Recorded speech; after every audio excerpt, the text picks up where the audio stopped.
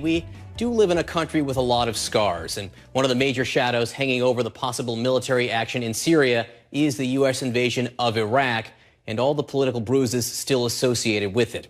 Today, the man who ordered that invasion weighed in on the situation facing his successor.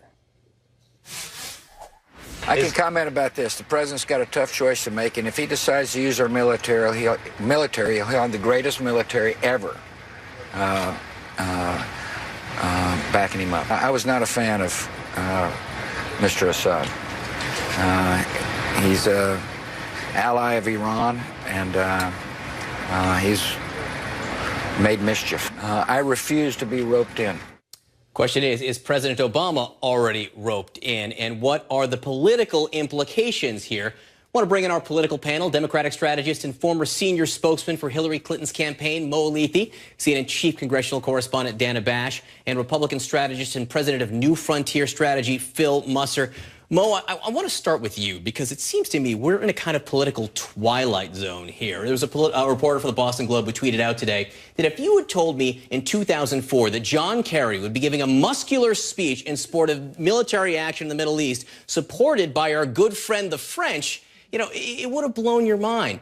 How hard is this for a Democratic administration to be doing right now after everything that happened in Iraq? I would hope it's not easy for any administration of either party. I mean, I agree with President Bush. This is a tough decision that the president has to make. Sorry, can you say that again?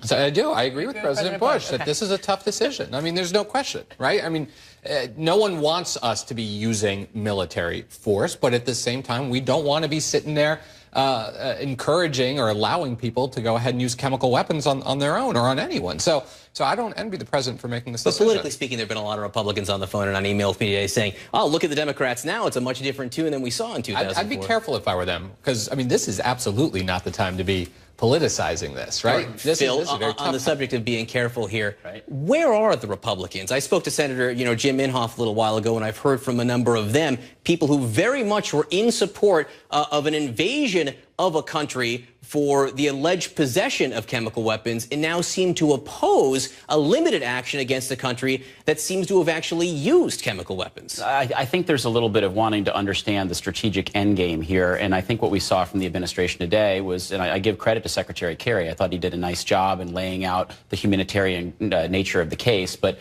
I think you're wanting to see more clarity, more engagement, more briefing. A lot of this happens behind closed doors. It's tough to gauge.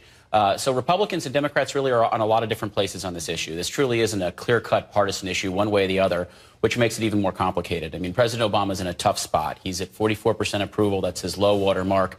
The public in the country doesn't approve of the way he handles foreign affairs. And right now they're looking at this and trying to figure out what's really going on. And I don't think the level of education has been there yet. The administration is clearly trying to take the first step in that communications challenge to explain the critical necessity of this. Whether that works in the vacuum of social media and the world we exist today is to be determined. Dana, bring us back to earth here from the Twilight Zone. There are a lot of members of Congress who have said that the president needs to bring this to Congress to get some kind of vote of support. So I guess I have two questions for you. One, if they actually held a vote in the next few days, what do you think would happen? And number two, deep down inside, do you really think these members of Congress actually want to be on the record with a vote? To answer your second question first, no. I don't think that they do. Many of them do want to be. Some really do. Some genuinely have said in letters, have said in statements that they fundamentally believe that the constitutional responsibility of Congress is to authorize any kind of military force, no matter how small or how big. So you definitely have that wing. And they're Democrats and Republicans, as you were saying. It doesn't fall on party lines. But to answer your first question about whether or not it would pass, it's hard to, I think the true answer in talking to a lot of sources on Capitol Hill in both parties is that it's sort of an unanswerable right now because we don't know what the it is yet. But what we do know is that neither the White House nor even the House Speaker, his loyal opposition leader, to use UK parlance, doesn't want to have a disaster on his hands, which is an embarrassing vote in the United States Congress that would hurt the U.S. credibility. Mo, one historical figure who probably would have supported a vote in Congress for some kind of military action would have been former law professor, then state senator, then presidential candidate Barack Obama.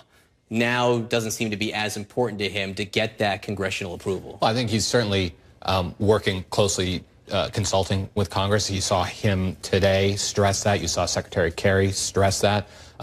They've been a lot of readouts from both sides, right? Members on both sides talking about how they've just communicated with the president. So I think he is very sensitive to making sure that Congress is in the loop as he weighs what his decision is going to be made, what decision he's going to make. But remember, he still hasn't made the decision. Phil, quickly, campaign issue down the line, Syria. You think we'll ever hear about it again in the campaigns? Yeah, honestly, impossible to predict, potentially. I mean, it's really a lose-lose politically for the president. As this vacuum continues where there's no decision, that will define this presidency quickly. If approval continues to tube, it will become a political issue. And remember, the minute these guys, members of Congress, get back to town in a week and a half, everything will be this will seem like ancient history. The fun of the debt ceiling then comes Exactly. there. Dana Bash, Mo Alithi, Phil Musser, thank you so much for being with us. Appreciate it, guys.